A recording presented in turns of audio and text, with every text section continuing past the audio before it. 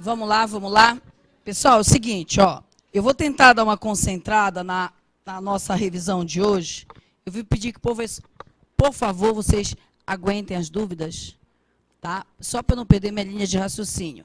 Quando eu der uma parada, aí vocês podem perguntar, ok? Essa revisão, ela deve estar disponível para vocês também no YouTube ou na minha página do Facebook. Essa é a ideia. Então, eu vou fazer uma revisão com pequenas paradas de 10 em 10 minutos, para que vocês possam ficar olhando também no sábado e na sexta-feira, nos dias que antecedem a prova, certo? A gente está gravando em quarta-feira, não vai ter edição, nem de som e nem de imagem. Então, é por isso que eu peço que vocês aguentem um pouco. À medida que vocês fazem uma pergunta, quem está me ouvindo não vai ouvir a pergunta. Então, segura um pouquinho o que der para segurar, para na hora que eu parar, para eu poder repetir a pergunta, que aí isso também me desconcentra, ok? Então, vamos lá? Ontem, a gente estava falando sobre inicial e estava falando da fórmula da inicial. Quando eu falei da fórmula da inicial, a gente precisava explicar para vocês sobre verbos decisórios. Eu vou só te repassar aqui, ó, que quando eu estiver na prova, apenas fatos, eu vou descobrir que é uma peça ação. E se for ação, eu tenho que ver a admissão, porque na admissão eu vou muito além da data. Eu vou ver a data, eu vou ver se tem registro ou não em CTPS, eu vou ver quem é o autor e vou ver quem é o réu. Tá.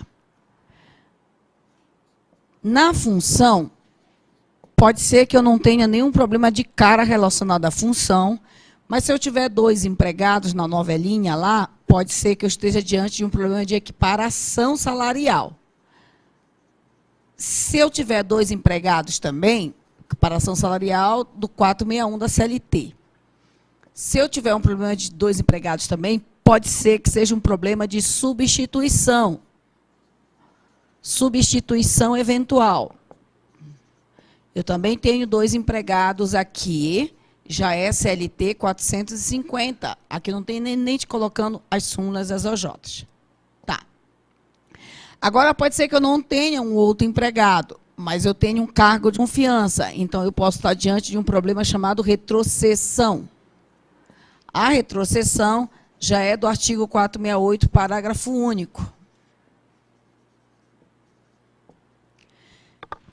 Então, tecnicamente, esses são os 3 problemas clássicos de função. Eu posso ter ainda um problema de desvio de função e posso ter ainda um problema de equiparação por equivalência. O que seria equiparação por equivalência? Equiparação por equivalência é um pouco diferente de equiparação salarial. Por quê? Na equiparação por equivalência, eu não preciso ter aquela igualdade plena que a salarial tem. A equiparação por equivalência, ela está no artigo 460 da CLT. O que é equiparação por equivalência? Eu comecei a trabalhar sem saber quanto eu ia ganhar. Comecei a trabalhar sem saber quanto eu ia ganhar. Eu tenho o direito de receber o que for pago pelo mesmo empregador para a função equivalente. Então, não é função idêntica. Ah, porque eu sou gerente disso, o outro cara é gerente daquilo. Tem 2 áreas na empresa. As minhas tarefas são, inclusive, distintas da dele. Porque eu sou gerente de um jeito, ele é gerente de outro. Eu fui contratado sem saber quanto eu ia ganhar, eu tenho que ganhar o equivalente ao que o outro gerente ganha, já que eu tenho mais ou menos a mesma função que a dele, embora as tarefas não sejam idênticas. Tá? Bom, com relação ao salário, eu te pedi para tu ficares bem atento se é um salário não pago, né? Porque se for um salário não pago, eu vou ter o pagamento mais reflexos. Ou se for um salário pago a menor, pagou, mas pagou menor, eu vou ter diferenças mais reflexos. Pode ser que eu tenha tido um salário pago por fora. Se for um salário pago por fora, eu vou ter integralização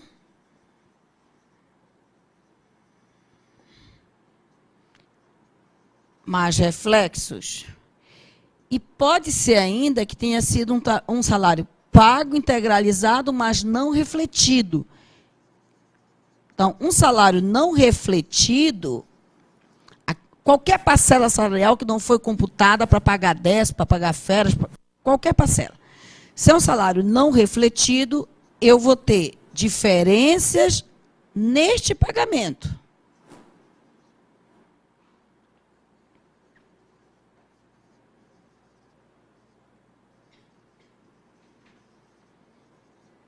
Desse ou desses, né? Que pode ser mais de um reflexo. Também preciso te lembrar que salário é diferente de remuneração no quê? Remuneração é a soma do salário com as gorjetas. Eu espero que tu tenhas pintado com uma cor da tua CLT o caput do 457 e o parágrafo 3º, porque eles se combinam. Uma mesma cor, com outra cor, o parágrafo 1º e o parágrafo 2º, porque eles se combinam. O que é que está no caput no parágrafo 3º? O conceito de remuneração. O que é remuneração? Salário mais gorjetas. O que é que está no parágrafo 1º e no parágrafo 2º? O conceito de salário. Ok? Quando eu falar de remuneração, além de eu falar do caput do parágrafo 3º, eu tenho que falar da súmula 374. Remuneração só soma duas coisas. Não entra nessa soma de salário e remuneração PLR e benefícios previdenciários. PLR não é salário, PLR não é remuneração. PLR é PLR. Ontem a gente falava que sobre a PLR não há incidência de INSS, não há incidência de FGTS, mas há imposto de renda. PLR não é salário, PLR não é remuneração. Ok. A remuneração, ela é a base para o recolhimento do FGTS. Aquele recolhimento mensal de 8%, ele é feito com base na remuneração. O que significa dizer que incidem 8% sobre as gorjetas. Agora, os outros direitos, a base para recolhimento é o salário. Que outros direitos são esses? O INSS é recolhido sobre salário. Aviso prévio, salário. Adicional noturno, salário. Adicional de transferência, salário. Horas extras, salário. Gorjeta não integra para pagar hora extra. Horas extras é paga com base no salário. Adicional noturno, salário. Adicional de transferência, salário. DSR, salário. Aviso prévio, salário. Ok?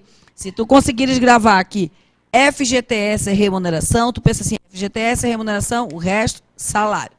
Não precisa decorar, porque se for uma pergunta nesse sentido, você vai no índice, busca o FGTS, vai estar pintado o artigo 15 da tua lei, 8.036/90, e o próprio artigo 15 já diz que é 8% sobre a remuneração.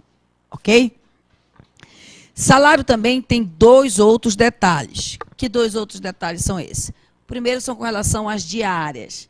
Diárias e ajuda de custo só integram a soma salarial se elas significarem mais de 50% do salário base. O que é salário base? Salário base é o mínimo contratado com o empregado, é o mínimo ajustado. Esse mínimo pode ser o salário mínimo nacional de R$ 724, ou um salário mínimo estadual, como é o caso de São Paulo, R$ 790. Pode ainda ser um salário profissional, que está previsto em lei federal. Como é que eu vou saber? Se vier uma profissão lá, para ser motorista tem que ter habilitação, para ser radiologista tem que ter curso, para ser técnico de segurança do trabalho tem que ser curso. Tudo que eu tenho que ter um curso, uma formação, eu tenho uma profissão. Essas profissões têm leis próprias e nestas leis estão previstos os mínimos salariais. Como é uma profissão, o nome desse salário é salário profissional. Tem um que tem súmula, e se tem súmula pode ser objeto de pergunta para ti em segunda fase. que é o radiologista.